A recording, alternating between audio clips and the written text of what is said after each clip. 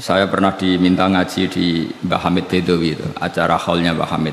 Tapi ya enggak undangan, enggak. Karena saya memang jarang mau undangan umum.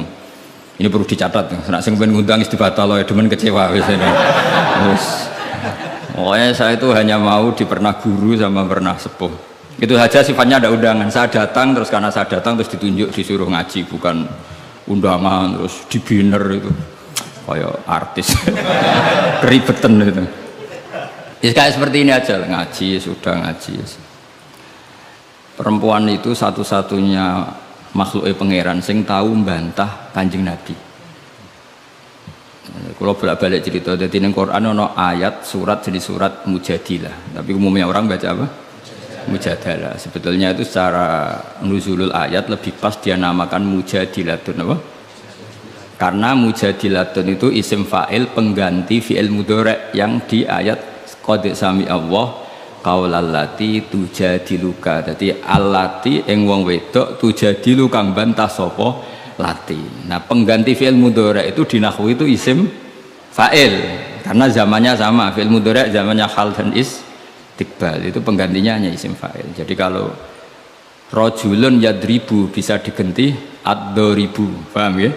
Rajulun yansuru boleh diganti nasirun. Berarti kalau hiya tadribu bisa diganti doribatun. Makanya kalau maknanya ya qad sami'a, teman-teman midanget sapa Allah qaulallati ing pengucapane wong wedok silailati tujadilu kang bantah sapa lati ka ing sira Muhammad fi zaujiha ing dalam babakan suamine lati. Watastaki lan ngelaporno sapa wong wedok, ngelaporno Kanjeng Nabi. Jadi Nabi seumur-umurnya itu hanya dilaporkan oleh perempuan. Nabi lho, ora trimo kiai, Nabi itu dilaporno. Jenenge wong wedok menawa trimo bojo enteng. Nabi wae dilapor. Jadi wong wedok Nabi wae dilapor. Dilapor ila wahi maring. Terus sempat terjadi debat. Makanya terusannya ayat wallahu yasma'u tahawurakum. Wallahu ta'ala yasma'u krungu sapa Allah. Tahawurakuma ing perdebatan sira loro. Itu perdebatannya Nabi kalian perempuan itu. Muhawarah itu kalau dalam bahasa Arab itu perdebatan. Jadi muhadasa, muhawarah itu maknanya apa? Perdebatan. Makanya kalau orang latihan apa? Konversasi Inggris itu, conversation Inggris itu disebut apa? Muhawarah apa? Muhawarah. Muhawaratul lughat al-Injlisiyah, muhawaratul lughat al-Arabiyah. Itu debatnya itu wah luar biasa. Segamane Nabi kudu kalah wae muwara kekasih pangeran musa-musa wedok. Jadi khaulah itu wahyu. Pokoke ceritane kudu wahyu, gak oleh cerita elek. Khaulah itu wahyu. Mbah Barkhat, mbah Barbiye mulai iku pas sujud. Sing lanang wong Arab. Wong Arab ku gak mangan mendoan, gak mangan tempe. Iso mbok bayangno. Wong Jawa ngono bojone suci tenang ae mangane mendoan. Ambek sego jagung, jadi rawong ayu ya biasa wae. Jadi wong Arab itu mangane daging. Terus neng hadis semua asbab nuzul redaksine fa'ajabat du ajizatuha. Nah bermaknane ya fa'ajabat mongko gawakno hu ing rajul jenenge Aus bin Somit. Apa ajizatuha wis bermaknane dhewe ajiz. Pokoke pas sujud itu sing gawakno ajizatuha. Wis jorok iki jorok niki. Niki murid kecelakaan. Jadi makna sing bener ra iso, nak makna ngono iso. Jadi uteke wis elek banget. Akhirnya jaluk, sing lanang njaluk. Karena sing wedok lagi sujud, lagi nikmati pangeran ra gelem. Ora gelem terus ngamuk sing lanang. Wong lanang ngerjaluk ra dikeki iku ya ngamuk, iku wis kunane kuno. Tapi nek sing mangan mendoan ngamuke rapati tenan karena ya tadi sawate mesti rapati tenan. Wis akhirnya ngamuk. Terus wong Arab itu ngamuk tertinggi itu muni anti aliyya kadzuhri ummi, kowe berstatus kayak ibu. Ini makanya pentingnya ngaji tradisi. Berstatus kayak ibu itu di orang Arab itu adalah dzam. Dzam itu satu kesalahan yang harus dikritik.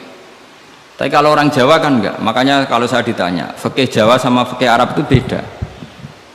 Wong Jawa nak muni dek kowe kaya ibu, itu maknanya sama-sama ngerawat saya. Makanya saya berpendapat tidak mesti secara fikih dihukumi zihar karena perasaan mengatakan kaya itu beda dengan orang Arab. Kalau orang Arab bilang kamu sudah kayak ibu, Maknanya selawase-lawas haram tak keloni, haram tak jima, haram tak kumpuli. Ini perbedaan apa? Kultur Arab Jawa. Maka fikih itu kalau yang sifatnya sosial atau kultural itu memang nggak bisa sama. Itu kan ibarat begini. Orang Jawa itu kalau dicekel jenggote itu kira-kira ngamuk tor, kira-kira. Tapi kalau orang Arab itu kehormatan. Saya jajal jenggote kangali cekel. Oh, wis dianggap murid ra duwe sebenarnya wong Arab lucu. Berarti padha jenggotene cekel-cekelan wah. Kebayang enggak corong Jawa? Wong Arab nak seneng wong, nu sirahe dicekel cek diwambung mbombonan. Nanti kula delok ora mentah lho. Lha kula nate kalian Mbah Mun teng Medina. Karena Mbah Mun orang alim alama dan beliau muammar sepuh, ada orang Arab seneng kalian ya. Yo dicekel cek terus diwambung nih. Sing wong Jawa gak siap. Enak ya sewate. Coba kelecek terus di. Enggak dicepul. Wis suruh wae Pak wong Arab. Sadate ngono. Cara wong Jawa kan repot. Cara wong Arab itu sehingga saking mangkelnya si lelaki tadi bilang anti aliyah kazuhri ummi, kamu sudah berposisi kayak ibu fi hurmatil jima wa fi hurmatil mulamasa wa fi hurmati kata wa kata, sama-sama haram dikum. Setelah itu getun deh, waduh bojo ayune ngene kok tak zihar itu sama dengan tolak bain. Sing wedok ya getun, sing lanang ya getun. Jika cerita lapor ning Kanjeng Nabi, sing lanang tok sing lapor. Kata Rasulullah, nah ini menunjukkan betapa perhatiannya Allah pada ketentuan hukum. Kata Rasulullah, hingga detik ini belum ada wahyu, maka ketentuan dihar sama dengan ketentuan yang ada di zaman jahiliyah, yaitu biman zilatid tolak, berstatus kayak apa? Tolak. Ya sudah, jenis wong lanang kan nurut, ngulang. Kata Rasulullah, zihar itu kayak tolak. Ya sudah, kita nggak boleh kumpul. Nerima sing lanang nerima, sing wedok gak terima, enggak. Aku dewe sing matur Nabi. Puarani kan jenengan. Puarani. Ya Rasulullah, apa betul engkau menghukumi dzihar kayak tolak? Ya, sampai sekarang begitu. Belum ada ketentuan dari Allah. Wah, ini tidak bisa. Tidak bisa, itu hukum yang enggak benar, tidak bisa. Kenapa dari Nabi? Ngomongnya jorok, jadi wong wedok mulai dhisik jorok. Nabi. Jenengan roh bojo kula. Ya ngerti dari Nabi, ya ngerti. Akala syababi wa afna umri wa nasartu lahu batni, terus ayat hatta idza akala syababi terus ngomong terus enak wae sakniki dihukumi tolak. Kula riyen wayu kinyis-kinyis, sakniki wis rapati ayu. Mergo wis tuwa. Anak kula kathah. Cara hukum tolak zaman kula ayu ora masalah dipegat. Kula golek bojo jek gampang, tapi aku saiki wis tuwa.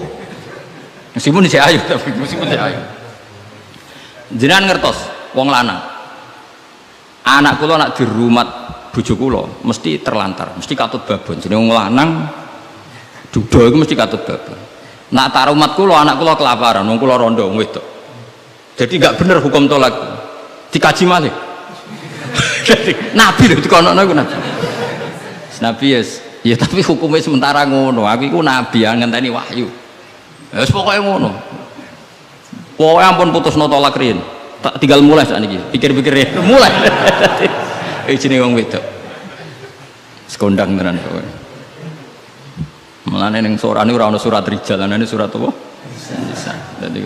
Dadi juara. Mulai.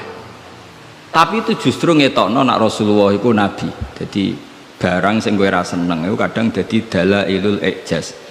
Dalil mukjizati Quran, dalil kenabiane Kanjeng Muhammad sallallahu alaihi wasallam. Itu enggak ada yang dengar debatnya Nabi dan Khawlah, namanya Khawlah, perempuan ini namanya siapa? Khawlah. Aisyah itu di kamar itu tidak pati dengar. Kok mau alamat-alamat ono wedok ngelabrak Kanjeng Nabi ngono tok kenangan Aisyah, sapa wani ngelabrak genyek, terus bakas sopo, terus nggak pati detail. Sayyidah Aisyah itu dengar nggak pati detail. Singkat cerita, pas perempuan itu terang-terangan, ini tak ijazahi wong wedok-wedok sing judes. Nak wis judes menisan dadi wali, pasti didengar Allah. Mulai nang kamar itu terus sholat. Kan mau wis suci bakasan. Tapi iki sholat tenan, mau nggo sholat bar suci iki sholat tenan. Sholat tenan. Allahu Akbar. Gusti, niki wonten hukum yang sangat merugikan saya. tolong jenengan sebagai Tuhan, Nabi ini jenengan kandani hukum niku. Hukum niku kan ngerubah. Piye? Pangeran. Iku apike watas tagi ilang. Lah perempuan saiki nak judes mbek sing lanang gak barokah. Mergo kondo mboke kondo dulure. Lah iki sing ra bener. Dhisik ora, tapi watas tagi ilallah. Jadi gak lapor sapa-sapa, lapor pangeran. Ya Allah, hukum ini tidak fair, itu merugikan saya. Tolong Nabi ini jenengan kandhani, kayak wahyu terkini. Nak hukum itu tidak seperti itu. Mohon Gusti, jenengan harus mendengar saya. Lah pangeran itu, terus pangeran nurono ayat wallahu yasma'u tahawurakum. Malah dimulai ayat qad sami Allah. Allah benar-benar mendeng. Jadi wong wedok nek ngomel. Pangeran wae ngrespon. Pangeran wae ngrespon. Ijek dikei kot tuh banget oleh ngrespon. Dadi ngomelan kowe bojomu ngamuk iku mbok respon niru pangeran. Nah pangeran betah wong la tadurruhu maksiatun wala tanfa'uhu ta'atun. Pangeran orang ngomel kan tenang wae, ora bakal kena madharate. Tapi nek kowe bertahan, iso kena ompreng. Dadi kira usah niru pangeran karena ya beda kelas no. Akhirnya sujud tenaning pangeran. Pas dekne sujud, Jibril teko ning Rasulullah. Dia di rumah, Rasulullah di dalam. Perempuan tadi di rumahnya. Qad sami Allah qala allati tujadiluka fi zawjiha wa tashtaki ila Allah wa wa yasma'u tahawurakum. Innallaha sami'un basir. Sak terus. Nangis sampe wedok mau ditimbali Kanjeng Nabi panggil perempuan itu. Apa yang dia munajatkan sama Allah diterima. Dan Allah meng-ACC keinginan dia bahwa zihar itu tidak seperti tolak. Tambah nangis sampe itu jenengan lu nabi tenan. Padahal kalau lapore ning kamar jenengan krungu. Mergo akhirnya itu sono ketentuan alladzina yuzahiruna minkum min nisaihim ma hunna ummahati in ummahatuhum illallahi waladina. Jadi akhirnya pangeran nganggo ilmu status. Mulane saiki umat ya sing statusan niku perkarane. Pangeran nganggo hukum napa? Status. Status itu begini, yang namanya ibu itu siapa?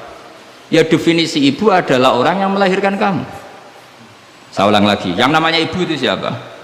Orang yang melahirkan kamu, itu namanya seorang ibu. Yang namanya istri siapa? Orang yang halal kamu keloni, kamu jima, kamu hubungan intim. Nah ini penting, harus vulgar, kayak Hamdani kabeh sesuai. Sehingga definisi ini harus tegas. Yang namanya ibu itu siapa? Orang yang melahirkan kamu. Yang namanya istri, orang yang halal kamu gaulin. Asal pas gelem loh, nak ora iso kena rancangan KUHP. Penjara. Penjara. So ben kowe itu mesti sing bojone ayu, sing akeh di penjara. Tak sing bojone elek kan gak ono pemaksaan ya. Jadi kowe kudu termasuk sing di penjara ben ketara bojone. Jadi kok nak disidang, kenapa kamu maksa istri kamu mau? Sing tahan mbek wong ayu sapa kan? Kan keren. Tapi misalnya di Swidang bojomu elek merongos. Pertanyaannya hakim, ngono wae kok ora betah. Kan elek gitu. Kan gak pantas banget. Oh isen lho cara sidang. Bojone wae elek. Bareng di sidang. Orang ngono ini pertanyaan, wong ngono kok ora kuat ngempet kan ngono. Tapi nak wayu terus kira kuat ngempet kan hakim kan. Mesti pikir-pikir. Ketoke pantes.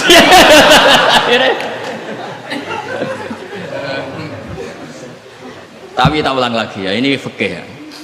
Yang namanya apa? Ibu itu in ummahatuhum illallahi waladina. Mulane kan aji Quran sing tahqiq. Yang namanya ibu ya orang yang melahirkan kamu. Yang namanya istri adalah orang yang boleh kamu hubungan intim. Sehingga status ibu tidak bisa diistrikan, status istri tidak bisa diibukan. Maka karena ini penstatusan yang salah, saya ulang lagi, ini penstatusan yang salah, maka nggak perlu punya efek. Efeknya hanya dari segi sanksi kafaroh, bukan merubah status hukum. Ini hati-hati, awas kena salah, ngerokok kena sekali.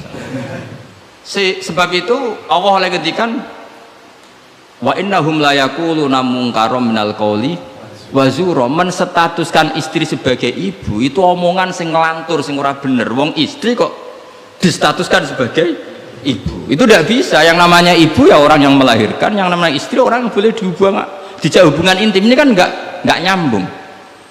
Ya darani misalnya Hamdani semuanya ini Gus Ba iku muridku, yo stres wong ngomong ngono karena menstatuskan sesuatu yang nggak bener. Paham ya? Misalnya kue turunan Tunggul Ametung terus ngerasa oleh mulya timbang Habib kan ra bener wong tok Tunggul Ametung kok ape saingan nasab untuk Rasulullah kan wis ora bener. Sesuatu yang nggak bener itu nggak perlu didengarkan. Maka hukumnya apa? Ya ibu tetap ibu, istri tetap istri. Soal nanti karena kesalahan ngomong hanya disuruh bayar kafarah. Tidak otomatis istri berstatus kayak ibu yang haram dikumpuli selawase lawas. Itu hebatnya Quran. Jadi omongan salah itu nggak perlu didengar. Ya, makanya nak ono mubalek atau ustad, saya ini punya otoritas untuk fatwa ngajine ning ndi. Wong sorope ra iso ape fatwa iku piye.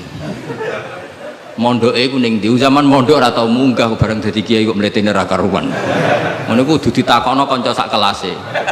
Iku ngerpek ta ora terus kan. Nak ra mlete dibarno, tapi nak mlete kudu dielingno. Utawa golekno gurune.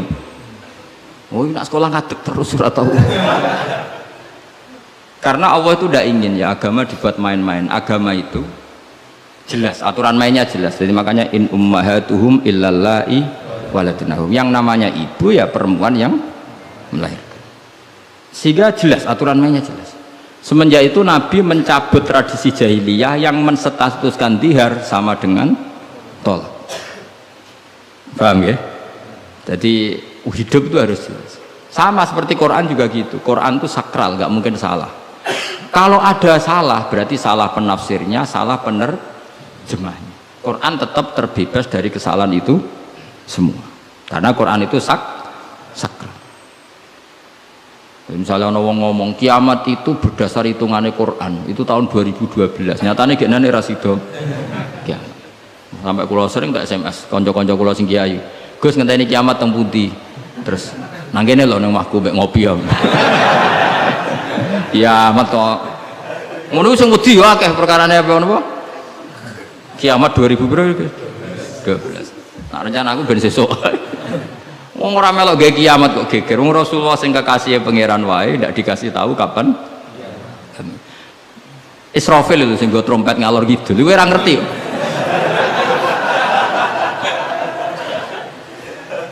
Padahal dia kepengen nang kiamat ben tugasnya selesai. Iku era. Nah artinya begini, barokahnya para mufassir, para peneliti Quran itu nggak mungkin tafsir yang diutarakan ulama itu nggak detail, itu nggak mungkin. Karena ya ini perbandingannya Sayyid Muhammad sampai Sayyid Alawi, Sayyid Abbas sampai Sayyid Zaidi Dahlan sampai Syekh Khotib Minangkabau, saya semuanya itu detail sampai iki Quran iki turun pas Nabi teng dalem, iki Nabi pas tindakan, iki Quran turun pas dalu, iki Quran turun pas rino. Dengan tradisi sedetail itu kan nggak mungkin salah dalam memaknai. Ora koyo kowe, ning Quran ono kok ayat piro, mbah lali pokoke ono. Lah ngono kok dadi mufassir piye? Juga lihat bantah-bantahan Basul Masail, pokoke ono kitabe. Lah yo kitab apa? Jenenge wae lho lali. Kok halamane jenenge wae. Padahal ulama dhisik ayat iki turun pas Nabi tindak, turunnya pas bengi, pas musim dingin, pas musim panas. Dengan pengetahuan sedetail itu kemungkinan salah itu kecil. Jadi dapat dibakas. Al-Khadori wasafari cara kowe kan gunane apa dibakas ning omah mbek wis ra bakat ngalim ning teke saya elek. Sajane kan iso ditebak misalnya ngene, kowe tukaran mbek bojo ge apaan? Setengah tahun songko kawin ini salamat, umur bulan madu kok wis tukaran. Tapi nak kowe sering tukaran bojo sering jok kira bar 10 tahun normal ini jak melarat 10 tahun wis bosen. Jadi pancen wis wayahe brontak. Kan orang kan bisa diukur ngamuke kapan, misalnya aku bertukaran bojo Gus, kawin perang dino seminggu, wah salamat. Al bidayah lahian niyaya wong kawitan umur bulan madu kok wis tukaran. Tapi nak bar 10 tahun itu kesunatan cara. Sing kuat dijak melarat. 10 tahun iso. Nak kuat ya bojomu kelainan, wis kelainan. Jadi iso diukur, tunggale ngiyai semangat. Iku mesti ngiyai pertama setahun 2 tahun. Nunggu wis suwi mesti wis biasa. Perkara wis bosen, semua keinginannya agak kesampaian. Pas latihan kiai kan bayangno masyarakat nurut kabeh, ngaji kabeh. Bareng puluhan tahun masyarakat tetap biasa-biasa wae. Sesuai kan style kendo. Jebule padha wae. Nek semangat pertama mesti semangat. Nah takon imam masjid semangatnya mau pirang bulan. Buan den istiqomah jamaah jebule reaksine tetap soft awal tok. Tambah istiqomah tetap ae soft awal, malah kadang merotoli. Sesuai mesti mikir, tak rewangi ngene yo. Reaksi publik ya pancet, sesuai mengendorkan diri. Akhirnya gawe wakil. Ya wakil sesuai mulai dimami santri ya sesuai santai. Iku sing bener, mulai bener ya iku. Mereka tambah semangat mesti tambah kecewa, orang kok tambah. Makanya itu uniknya Quran, ketika Rasulullah terlalu semangat itu malah mbek pangeran didawi la'allaka bakhiun nafsak. Muhammad kowe aja terlalu iku menggebu-gebu oleh dakwah. Mergo untuk iman ora iku iku urusanku, sementing kowe dakwah standar wae. Aja sampai bakhiun nafsak rusak awakmu dewi. Tapi nak kanggo kiai pemula enggak baik niru saya itu terlalu rileks. Kiai semula cek semangat ben duwe status mong. Nah, kalau kan statusnya saman lah. semangat terus mohon aman lah pokoknya. Jadi akhirnya pangeran itu sakit bekanya Nabi karena terlalu apa? Tapi itu justru nunjuk Rasulullah betapa sangat mencintai umatnya. Beliau tersiksa kalau orang tidak dapat hidayah. Sampai la'allaka bakhiun nafsak, sampai kata mufassir muhlikun nafsa. Nabi hampir tarodda anil jibal, sampai pernah berencana cuek lah. Terus sampai Allah dikandani, sudahlah masalah hidayah itu saya. Laisa 'alaika hudahum walakinna wa yahdi may yasha. Sudahlah kamu ngaji saja, kamu dakwah saja, tapi tetap laisa 'alaika hudahum, itu tidak wilayah Anda untuk memberi hidayah. Terus kula nanti ngaji wae. Ada muni ngene, aku pengen ngaji ning Damaran terus tak ulang ngalim kabeh, demen setruk ya nak niat. Oh mesti kecewa. Ayo paling sing paham piro, ayo ngaco. Ayo ngaco tak tes. Tapi nak targetnya gak paham no, supaya ngaji, silaturahim, guyon bareng, bar mulai, bar wis. Wah mesti ra ngarah kecewa. Mau takoki wong, ngaji Gus Pak, ya ngaji. Piye keterangane wis pokoke apik. Baleni ra iso iki lho rekamane. Ayo kelakuanmu ngono ta, kira-kira. Jawab. Ayo jajal tanpa rekaman baleni. Nak ra ngelantur. Lalu misalnya terus kiai ini diambisi ngaji muridnya paham, kira-kira demen kecewa kan? Lah bojo yang ngono tak wari. Ono wong kepengen bojone sholihah, riman, rambantah, demen kecewa. Kowe iku sapa? Wong mbok cukupi wae jek bantah ngono ra mbok. Pokoke dia target bojo iku penting wedok, nak salat madhep ngulon. Ya wis kok. Iku mesti gak gampang kecewa. Lho kula es kiai, bojo kula yo ning. Ya aku narjetno bojo pokoke urip, salat, seneng. Berarti ora usah bayangno teko lunga disambut, terus digodhogno banyu nggo teh, mbok disiramno ya ora. Demen kecewa, apa? Demen kecewa. Pokoke angger teko takoki, jek urip, Dek. Alhamdulillah bojoku ijek. Misalnya kok minggat mulai, Mas aku semula nang wong tuaku. Melok kowe yo melarat atau melok wong tuaku. Alhamdulillah Dek ge cerdas. Tahu sing pantes dieloki. Jan cara hukum melok wong fakir iku kebodohan. Melok wong tua sing sugih itu kepintaran. Tanggapi secara ilmiah. Kok ngergoni wong lanang ujug-ujug mulai ndak ini kamu punya istri yang menghormati ilmu. Di mana-mana melok wong fakir ora enak. Melok wong tua sing sugih iku enak. Berarti bojo pinter ta goblok? Pinter. Jadi sing syukur. Alhamdulillah Dek kok pinter. Kowe genane melok aku fakir 5 tahun aku ya jagal. Wong kok gobloke ngono. Jadi jek kowe mulai iki. Lah misale ki dirafak. Wis Mas tak rafakno Mas, aku pegat mesti ngene-ngene. Ya ngono ngono. Nak pancen kowe entuk sing luwih apik timbang aku. Ya piye meneh. Tapi iku kan barang sing ora mesti. Sing karuan mesti iku ya aku iki wis bojomu. Terangno. Mengejar barang ra mesti iku bahaya. Terangno. Tapi nak bojo jawab ngene, fakirmu wis mesti. Sugihmu ke depan ora mesti. Nah aduh al yakin la yuzalu bisak. Baru saiki malah ngaji usul fikih. Ngaji kaidah fikih al yakin la yuzalu bisak. Malah debat. Tapi intinya gini ya, dari mengerti seperti ini, kemungkinan para mufassir salah dalam mengartikan Quran itu kecil. Karena hadori Nabi di dalam untuk wahyu itu roh niten.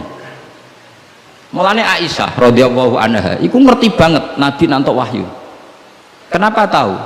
Ketika ayat Baro'ah, terbebasnya beliau dari tuduhan apa? Zina dengan Sufyan ya, Sufyan al-Mu'attal itu Nabi itu fiyaumin syatin, di hari yang sangat dingin, musim dingin. Di Arab itu kalau musim dingin itu ada salju. Umumnya wong musim dingin kan buatan keringetan Kang Ali. Umumnya wong musim dingin buatan apa? Keringetan karena musim dingin. Iku Nabi kalau saking untuk wahyu, saking paniknya, saking beratnya wahyu itu wa innahu la yatafassadu araqan, kenangane Sayyidah Aisyah. Beliau itu bercucuran keringat padahal fi yaumin syatin, di hari yang sangat dingin. Sehingga Aisyah tuh kaget, wah berarti Nabi untuk wahyu. Ternyata wahyu itu adalah pembebasan Sayyidah apa? Aisyah dari segala tuduhan apa? Zina. Kayak apa ulama itu? Sayyidah Aisyah meriwayatkan itu, ini ayat turun di musim dingin dan Nabi sampai keringetan begini. Jadi detail peristiwanya tentang hadisul ifki, rawinya seorang Sayyidah Aisyah di rumah Abu Bakar, ditunggoni ibunya Umi Ruman. Itu detail. Kesalahan itu kecil sekali.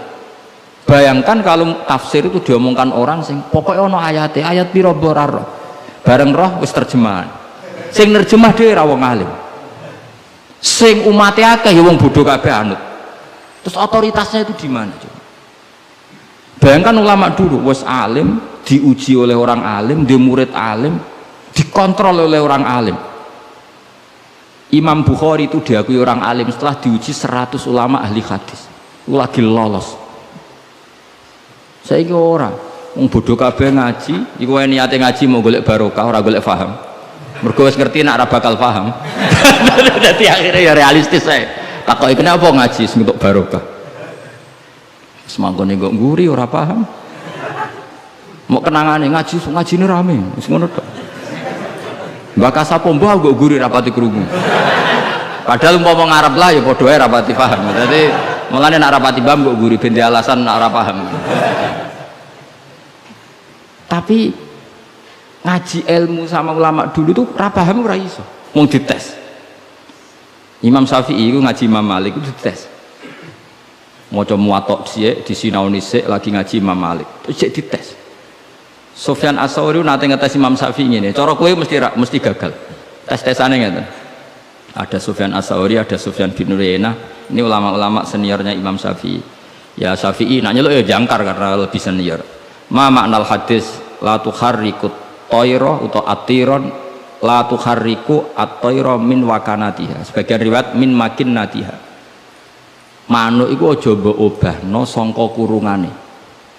Ya, manuk itu jangan gerakkan. Jadi sangkar burung itu jangan kamu gerakkan saat ada burungnya. Tapi posisi pintu terbuka. Karena Imam Syafi'i itu orang alim. Dites, oh maknanya begini. Orang Arab itu kalau mau pergi itu tayamun maupun tasya'um. Jadi kalau burung diobahno kurungane kok terbang ke kanan, maka perginya mubarak baik. Tapi kalau digerakkan burungnya terbang ke kiri, maka pergi ini buruk. Nabi melarang itu.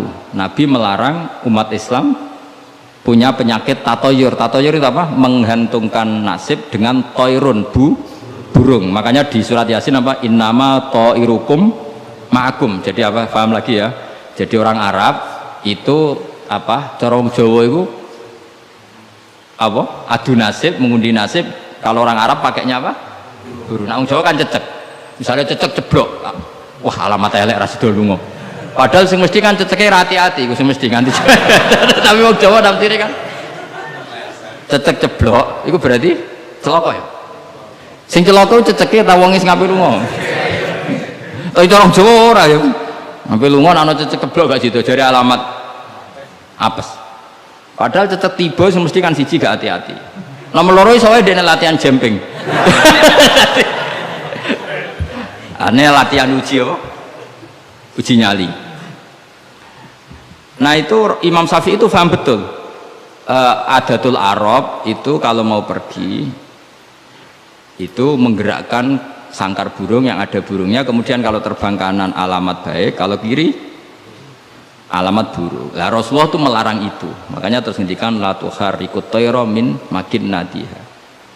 Akhirnya terus kata Sufyan bin Uyainah, ya Aba Abdillah qad analaka antuftiya, kamu sekarang berhak fatwa karena sudah alim. Cara sing ditakoki kowe, aja geman ya manuk mbok obah-obahno. Kurang pegawean terus pundi. Karena uteke wis ora sambung. Lah ya cung aja geman manuk ning kurungan mbok obah-obahno. Mesti jawab sampean, kurang pegawean tapi kok manuk apa? Tapi Imam Syafi'i tahu betul maknanya adalah apa? Rasulullah tidak ingin orang menggantungkan nasib dengan pergerakan burung. Dan itu adatnya orang Arab dulu-dulu. Makanya no inna tatoyarna. Jadi tatoyur itu maknanya apa? Menggantungkan nasib dengan melihat arah terbangnya apa? Burung. Mulane diarani toir. Toir itu dari kata toirun, apa? Burung yang terbang. Kalau terus nanya. Jadi kalau sampean tanya kenapa ini dipelajari hadori, safari, laili, nahari, saifi, sitai, dengan otoritas seperti itu maka kemungkinan ulama salah itu kecil karena jadi misalnya gini, Rasulullah itu suka dahar daging, ya sudah kita tafsirkan hanya ada momen di mana Rasulullah itu suka dahar daging. Rasulullah itu sering lapar, ya maksudnya ada momen yang Nabi itu milih lapar. Rasulullah itu suka dahar, ya ada momen yang Nabi itu suka dahar. Tanpa itu nanti makna hadis itu kacau semua. Apa? Kacau semua.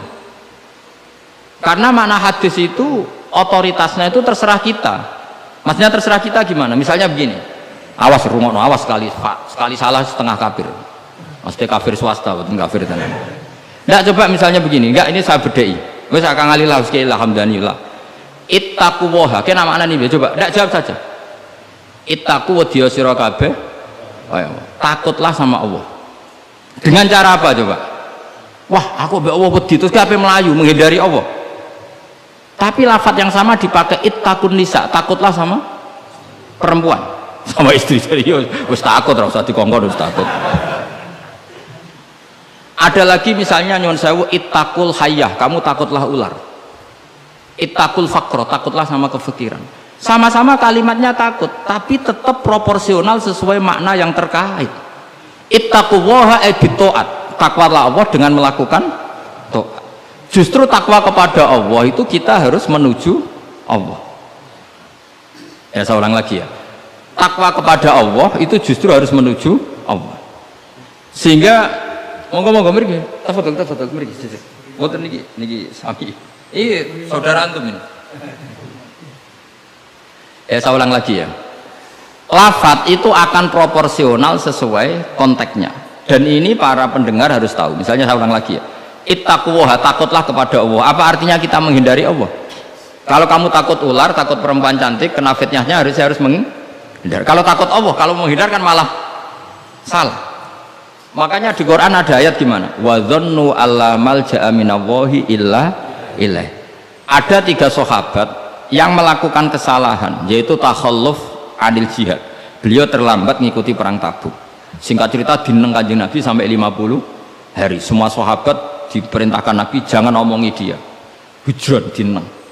Sehingga ketika dineng itu mereka sudah selesai hidupnya. Ini disebut wa alas salasatil ladzina khulifu hatta idza daqat alaihimul ardu bima rahubat wa dhannu, saat terusnya itu sampai wa dhannu alla malja'a minallah illa ilaih. Ketika dineng Nabi, dineng sahabat, wah entek uripku. Bareng ngrasa entek uripe, terus beliau iktikaf di masjid, bahkan menyancangkan diri, mengikatkan diri di tiang apa? Masjid, dan dia berjanji semua hartanya diamalkan, semua hidupnya diibadahkan, dan dia mengira sudahlah saya tidak bisa lari dari Allah kecuali menuju Allah itu sendiri. Jadi unik kan, takut Allah itu artinya apa? Justru harus mendekat. Kamu takut kiai, semua kiai kita hormati, kita hormat sama Mbak Arwani, Mbah Mun, hormat sama Mbah Hasyim Asy'ari. Tapi hormat kita, takut kita malah kalau ada kiai ngaji kita mendekat. Tapi kalau takut ular kubra harus lari. Nah, sama-sama kalimatnya takut. Nah, bayangkan kalau makna di Quran seperti ini tidak oleh ahlinya, betapa salahnya. Sama-sama kalimatnya takut. Nah, tapi dengan banyak pengetahuan yang musalsal ila Rasulullah sallallahu alaihi wasallam, kita tahu proporsi ittaqun nisa kayak apa, ittaqullah kayak apa, ittaqul hayah kayak apa. Cinta juga gitu, cinta kepada Allah kayak apa, cinta kepada Rasul kayak apa, cinta kepada perempuan kayak apa, cinta pada teman kayak apa. Semuanya redaksinya juga hub, mahabbah. Tapi orang akan proporsional. Makanya ulama itu kalau ngendikan lafaz yang sama itu ditafsiri beda-beda. Misalnya gini, yang paling terkenal, nak kira atau krungu ya kebangetan. Innallaha wa malaikatahu yusholluna 'alan nabi. Was-sholat minallah ar-rahmah wa minal malaikah istighfar wa minal adami tadarruun wa du'aun. Coba, Allah itu kan di atas Rasulullah Muhammad. Apapun hebatnya Kanjeng Nabi kan di bawah Allah. Berarti Allah di atas Kanjeng Nabi. Maka ketika ada ayat gini, innallaha saat temen Allah Ta'ala yusolli misalnya, maca sholawat sapa Allah. Mosok macane sholawat Allah mending ngene, Allahumma sholli ala Muhammad. Loh Allah dhewe kok muni Allahumma terus piye kan gitu. Paham ya? Tentu redaksine Allah ya usolli ala Muhammad, saya menambahkan rahmat kepada, ya langsung jadi usolli ala Muhammad azidu alaihi rahmatan, saya menambahkan dia tak kasih rahmat. Wa minal malaikati istighfarun, ketika seorang malaikat disebut membaca sholawat kepada Nabi, artinya malaikat memohon kepada Allah supaya menambahkan sholawat atau istighfar. Nah kita ini kan wong sombong, kita semua ini nak wong sombong, nak dongakno Kanjeng Nabi, wong kowe dhewe nasib ora jelas kok dongakno wong sing jelas. Ya bener diguyu malaikat. Ya Allah, tolong ya Rasulullah itu jenengan sakit ini, nak ora bahaya kafir gue coba. Maka ketika kita baca sholawat kepada Nabi itu bentuk tadarruk kita, bentuk DPDP kita. Ya Allah, jasanya Nabi yang begitu banyak, saya tidak mungkin membalasnya, sehingga urusan balas membalas budinya saya pasrahkan jenengan, sehingga sholawat dari kita itu pengganti doa jazallahu anna Muhammadan bima huwa ahlu, balaslah ya Allah Rasulullah Muhammad dengan status yang beliau miliki, karena kita ini utang jasa tapi tidak berkutik mau balas pakai apa, sehingga sama-sama sholat. Minallah maknanya pemberian, dari malaikat maknanya istighfar, dari kita maknanya tadarruk, semuanya katanya sholat. Jadi makna itu pasti ada proporsinya, ada apa? Proporsi. Dan itu ulama tahu, sehingga kemungkinan salah itu kecil karena dari awal dianalisis tadi ada ayat hadoriyah, safariyah, lailiyah, nahariyah, sehingga detail. Nah, barokahnya ngaji ini kamu kemungkinan mufassir ulama dulu salah itu kecil sekali karena tadi terhitung, bahkan per kalimat itu terhitung. Sampai ada guyonan ulama, kalau kamu ingin tes doktor tafsir itu ada satu kata, sak kalimat, orang sak kalam, sak kalimat yang diturunkan Quran itu ketika ada ayat wa kulu washrabu hatta yatabayyana lakumul khaytul abyadu minal khaytil aswad, dhisik waqaf minal aswad itu wakaf, sehingga sahabat itu kalau bulan Ramadan, kalau malam-malam dulu kan tidak ada listrik, itu di pintunya Kang Ali, di pintunya itu dikasih benang hitam sama benang merah, jadi agar jimak bojone didelok orang ketok ijek oleh, berarti kan gitu. Kok orang ketok ijek oleh mangan ya gitu, mangan tengah mangan nginceng neh, oh orang ketok berarti, karena ukuran menjadi gak boleh makan minum itu apa, sehingga benang hitam terbedakan dari benang putih dalam pandangan mata. Ya begitu terus. Ketika Rasulullah dilapuri itu, dilapuri wong salah paham mau do masang apa? Benang. Menurut santri sing nakal benangi cilik benang ketok-ketok.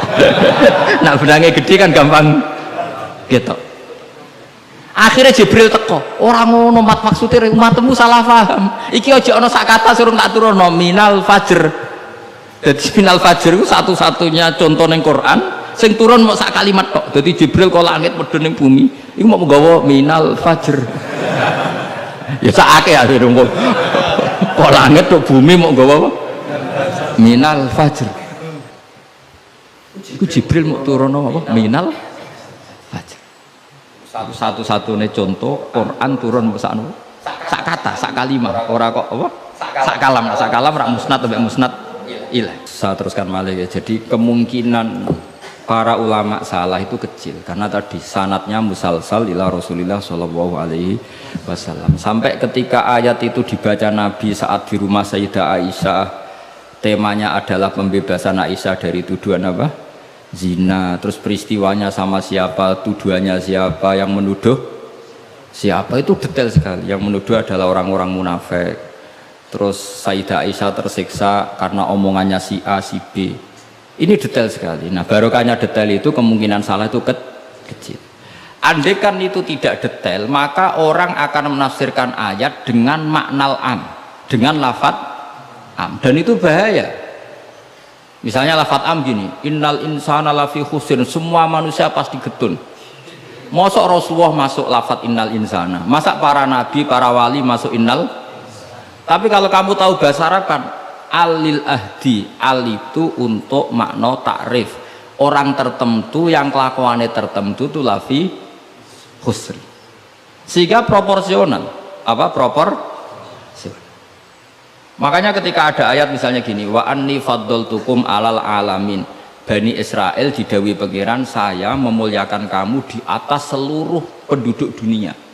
Semua mufassir mengatakan karena umatnya Rasulullah adalah umat terbaik, kuntum khaira ummatin. Tapi kenapa Bani Israel dikhitopi wa anni faddaltukum? Oh begini, ala alami zamanihim, apa?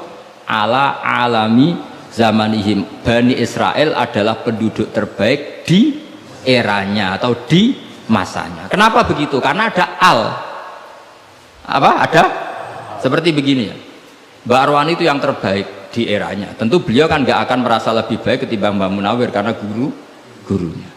Mbah Mun terbaik di eranya tentu dibanding kita-kita. Kalau dibanding Mbah Zubair sama Said Abdul Al-Haddad terbaik. Tapi kan nggak mungkin beliau kerso dibandingkan sama Faqih Muqaddam, sama Habib Ahmad bin Isa al-Muhajir. Semua ini orang-orang terbaik tentu kita tafsiri di eranya, karena mesti beliau-beliau punya senior. Paham ya, jelas ya? Sama lah. Ketika wa anni faddaltukum alal alamin, Bani Israel dikhitopi gitu, alami zamanihim, bahwa Bani Israel lebih utama hanya dibanding apa? Orang di eranya. Tidak mungkin mengalahkan umat Rasulullah Shallallahu alaihi wasallam karena umatnya Nabi kena status kuntum khaira ummati. Ya jelas ya. Jadi nah, siapa yang tahu proporsional ini? Lagi-lagi ulama. Jadi ini penting, ulama ini penting. Sama ketika Rasulullah itu nyuwun sewu ya mau berteman orang-orang kafir, itu ulama yang tahu bertemannya apa. Karena Rasulullah tidak punya hadzun nafsi, bertemannya adalah tatmi anil Islam, supaya menyenangkan mereka masuk Islam. Tolaban di imanihim wa toma'an di imanihim. Tapi nak sing akrab sampean, oh paling untuk servis sih, gak butuh Islami, butuh duit. Kan nanti terserah. Sama-sama dohir itu mau berteman, tapi kan beda orang soleh sama ndak. Aku bolak-balik nyontono gampang kasus wong itu. Ana wong soleh ngekeki dhuwit rondo ayu, wis pikirane nulung. Tapi nak wong dolim ngekeki dhuwit mesti pesen, mbok pesen apa ora. Jadi sama, perilakunya sama-sama memberi. Tapi orang soleh sama orang fasik selalu beda. Makanya Allah nak ngendikan itu sederhana, dan ini sangat sederhana tapi sangat dalam. Qul hal yastawil ladzina ya'lamuna wal ladzina la ya'lamun. Afaman kana mu'minan kaman kana fasiqo. Sama. Lho coba kiai sama orang fasik ya ramah ya lomo. Enak menawa gelem dadi apik. Antar wong fasik ya sayang ya lomo, ben kena dadi anak buah, ben gelem ya daro narkoba. Lomane padha, pemberiannya sama. Sing kiai memberi ben orang ini jadi baik, sing bandar narkoba memberi ben gelem dadi anak buah. Memberinya sama. Perhatiannya yang beda apa? Niatnya, karena tidak akan sama. Afamangkana mu'minan kamangkana fasiko. Lah saya ingin Quran itu dibaca seperti ini sehingga kualitas maknanya terjaga. Karena bawa koyok kue terus diterjemah, apakah orang mukmin sama dengan orang fasik? Jawab tidak. Itu bangunnya apa ujian masuk madrasah aliyah. Bocok orang karu-karuan paham itu. Jadi sing detail ya, ngaji Quran sing detail. Jadi afamangkana mu'minan kamangkana fasik. Makanya Rasulullah nanti ngendikan, dan hadis ini saya pegang betul, jangan geman salah faham sama orang soleh yang alim, karena motifnya pasti kebenar meskipun dohiri salah. Terus Nabi cerita, karena habrun min ahbari Bani Israel, dulu itu ada orang alim dari Bani Israel, itu orang soleh sekali, alim sekali, tapi ketika beliau sodakoh itu dikasihkan sama maling. Fatahat dasan nas, orang geger, orang alim sodakoh bek maling, Kang Ali santri radikai malah maling. Kontroversi belum selesai, hari kedua dikekno lonte, dikekno wong nakal. Geger meneh. Ini orang alim kok malah ngamal lonte. Geger. Geger belum selesai, hari ketiga dikekno wong sugih. Jadi 3 hari itu keliru terus. Tapi beliau orang alim, orang ini dipuji Nabi. Kata beliau begini, wong nganti dadi lonte iku kepen golek duit. Jadi wingi ku tak kei, nduk kowe kok dadi lonte golek duit iki tak kei tapi ora usah dadi lonte. Fala Allah antas ta'ifa, saya memberi itu supaya dia nggak jadi nakal. Beda nggak ambek orang fasik sing ngekei duit. Ayo beda to ora? Terus yo pesan cerita.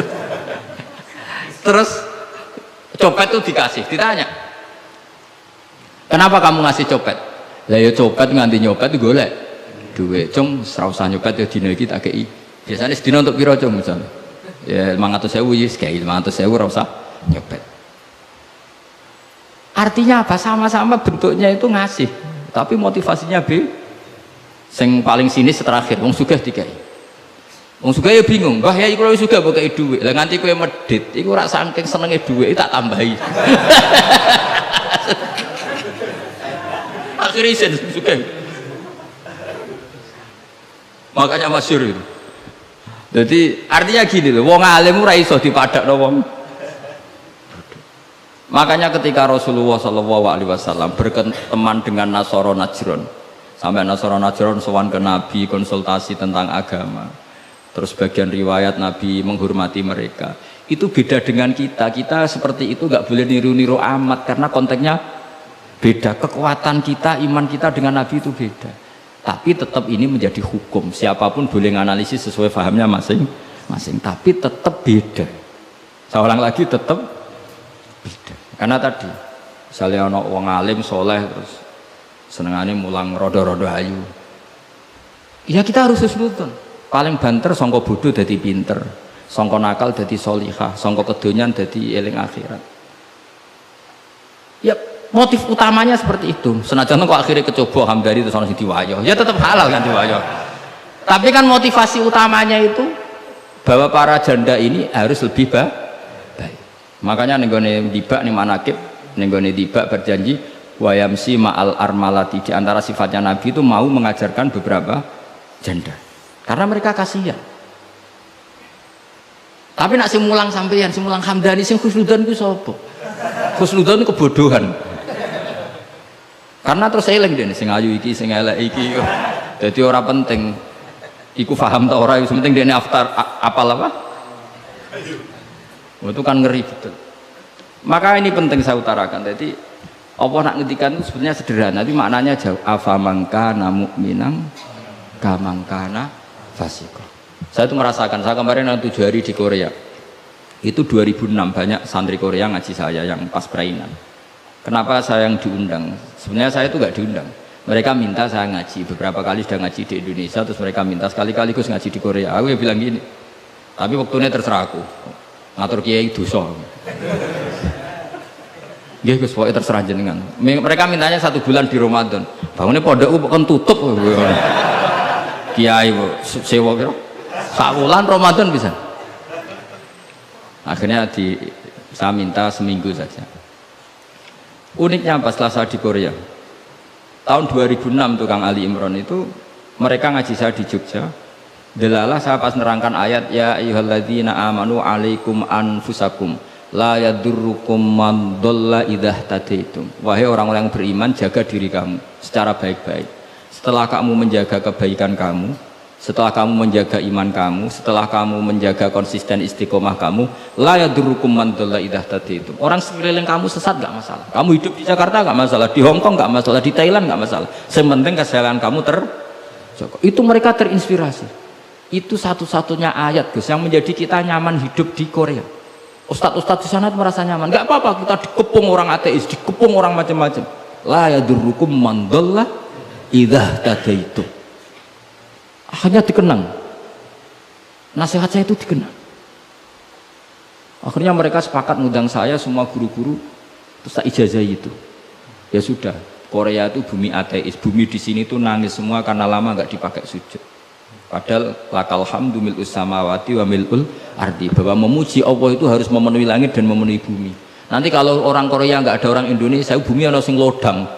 Jadi didelok malaikat kok dhuwur, ini kok lodang karena nggak ada yang sujud. Tapi baru kayak dikepung TKI 49.000 dan itu separuh lebih sholat.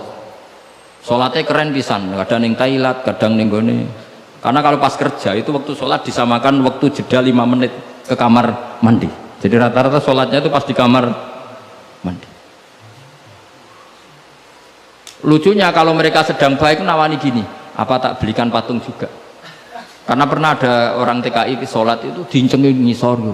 Mereka aneh, ada sembahyang kok tanpa patung. Karena taunya mereka yang namanya sembahyang pakai patung. Jadi betapa mereka nggak kenal sekali sama Islam. Dan itu pertama kenal barokahnya orang-orang Indonesia. 49.000. Nah sekarang udah bikin masjid, udah apa, terus ada yang ngontrak masjid. Jadi masjid itu unik. Kadang lantai 1 gereja, lantai 2 bar, lantai 3 masjid. Jadi saya pernah ngaji bab itu mau ke masjid ngelewati gereja dulu. Jadi masjid gambarnya salib. Karena yang di bawah itu gereja. Lewat situ. Lantai 2 bar. Bar itu lantai 3 masjid. Kadang balikannya masjid dulu bar. Jadi ya nguji iman betul. Teman saya ada yang cerita, saya pernah Gus mau ke masjid, lantai 2 bar sudah masuk setengah. Ke masjid apa di sini aja ya?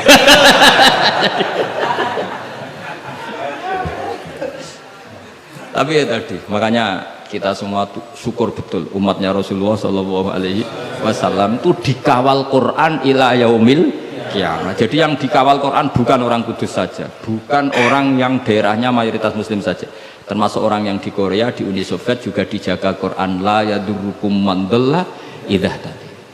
Saya punya dokumennya ya, orang-orang Rusia Kang Ali ketika Uni Soviet itu mengkooptasi 100 tahun. Itu orang-orang Islam turunan Uzbek, turunan Syria, turunan Arab. Itu kalau ngajarkan tauhid itu di basement, di bawah tanah. Karena mereka dipaksa menjadi komunis. Tapi Allah itu maha kuat. Allah huwal qawi, Allah itu zat yang kuat, gak terkalahkan. Mereka selalu ngajar anak-anaknya di bawah tanah untuk ngajarkan tauhid. Dan doa mereka didengar Allah. Akhirnya Uni Soviet hancur menjadi negara persemakmuran. Tapi sekali menjadi negara persemakmuran langsung menjadi negara Islam, yaitu Ceknya Uzbek, Tajikistan. Laukanu khina kufrihim tidak belajar Islam maka tidak bisa mendirikan negara Islam. Tapi karena mereka ketika dikooptasi Uni Soviet tetap belajar Islam, sehingga pertama merdeka langsung negara Islam. Andai kan mereka sudah meninggalkan Islam secara pelajaran maka tidak bisa mendirikan negara Islam. Tapi mereka ketika dikooptasi tetap belajar Islam meskipun sembunyi. Sebenarnya itu jenenge la yadurrukum man dhalla idza tadaitum. Jadi orang sekeliling kamu sesat gak masalah, asal komitmen kamu sendiri tercerahkan atau mendapat hidayah. Dan saya itu ingin ya Quran-Quran seperti ini tuh mancep ning umat Rasulullah Shallallahu Alaihi Wasallam. Jadi eling-eling ya ayyuhalladzina amanu alaikum anfusakum la yadurrukum man dhalla idza tadaitum. Jadi kamu tidak usah takut sama. Kayak apa Jakarta? Jakarta kata orang banyak kota maksiat gini-gini. Itu tidak benar. Banyak orang-orang alim. Siapa yang nggak ngerti Habib Mundir di era modern? Sampai majelis Rasulullah besarnya juga di Jakarta. Siapa yang nggak ngerti keluarga Kuitang? Orang-orang alim yang non habaib juga banyak. Dulu ada Mbak Syafi'i, sekarang ada Pak Sukron Makmun, Pak Nur Iskandar. Banyak teman-temannya bapak yang alim di Jakarta. Santri saya yang Jakarta ya banyak. Muhibin saya Jakarta ya banyak. Karena ketika orang itu baik, itu la yadurrukum man dhalla idza tadaitum. Uni Soviet kayak apa dikjayanya? Ketika mereka hancur, malah mereka akhirnya yang hancur dan berdiri negara-negara persemakmuran dengan asas napa? Islam. Jadi gue ora usah khawatir, wah ini negara Indonesia rusak, tohut kudu dihancurno. Wah apa-apaan, gak tau ngaji, yakin gak tau ngaji. Agama ini akan dijaga Allah ila yaumil qiyamah. Jelas dawe Nabi la tazalu ta'ifatun min ummati zahirina 'alal haq la yadurruhum man khalafahum. Sebagian riwayat la yadurruhum man nawa'ahum. Agama ini kata Nabi selalu umatku ini ada pembela-pembela kebenaran ila yaumil kiamah kata Nabi. La yadurruhum man khalafahum, dan umatku yang bela kebenaran ini tidak akan terkalahkan oleh orang yang menentang mereka. Dulu ketika kita kecil, sampai pengajian kudu lapor Polres, mubalake di data, dia bener riyen. Saniki pengajian rasa diundang polsek dorau. Bedanya kan jauh sekali. Dulu kan kayak kesulitan. Sekarang kayak apa?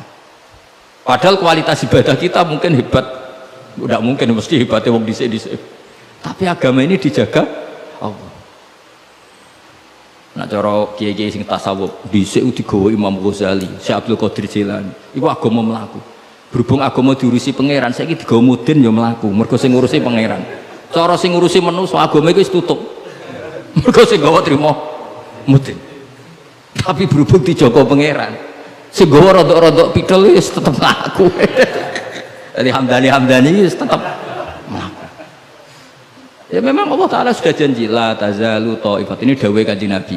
Dawai kanjeng Nabi tentu semakna dengan wahyu. Karena apa? Wa ma yantiqu 'anil hawa in huwa illa wahyu yuha. Jadi dawai Nabi la tazalu ta'ifatun min ummati zahirina 'alal haq la yadurruhum man khalafahum.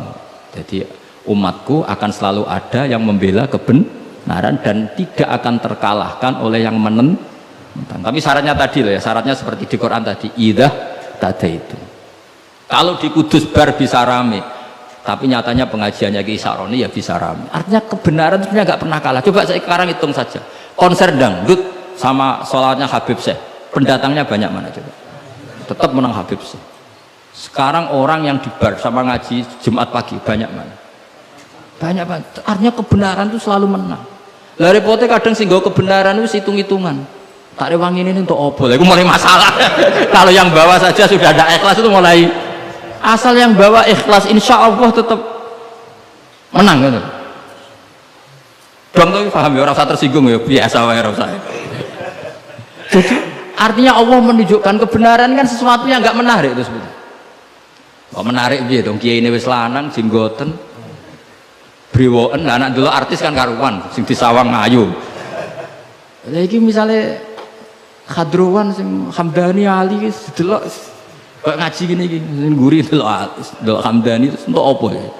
Tapi yang menarik oh. Ya coba Vatikan, saya punya temen itu pernah main di Vatikan. Itu kan menarik, ada gondola, orang Eropa itu cantik-cantik, cek katokan cekak. Wajar lah kalau menarik. Tapi masih kalah dengan Ka'bah. Ka'bah wis kotak, pinggire wong brewok jobahan. Tapi wong mukjizat. Iku wong ya wedan tenan mara Ka'bah. Edan seneng banget, ora edan basa Jawa, basa Arab. Cara wong Jawa nak darani seneng banget itu basa apa? Coba. Justru itu kita mukjizate Ka'bah. Lah ya kalau orang ke Vatikan kan menarik, wajar kan akeh wong ayu, terus sungainya indah. Mara Ka'bah saja. Terus kotak ireng pisan. Terus ngono wong Arab-Arab. Wotok-wotok kadang dituwakoi. Wah, tapi wong Ka'bah itu keramat, daya tariknya ya luar. Lu mau nuruti teori sosial, Ka'bah itu menarik enggak? Coba sama jawab. Justru itu keramatnya. Kiai yang ngono, wis watuk nak mulang ra enak. Wadang mulang saking sepuh sidang itu. Tapi sing ngaji yo wae. Ana cah nom wis jaga penampilan, jaga image, berhubung niate rapati ikhlas. Lah wong yo ora seneng. Daga apa wong itu. Dadi pancen agama iku mesti iso jaga agama mbok ikhlas tok. Mun ngandel kula. Karena wa ma umiru illa liya'budu wa mukhlishina lahuddin. Jadi agama ini hanya bisa dijaga oleh apa? Ikhlas. Sepiate. Carane ikhlas piye Gus? Aku dhewe latihan kok. Tapi sebentar yo. Cuma latihanku wis suwe, dadi kemungkinan wis sukses. Jadi Al-Fatihah.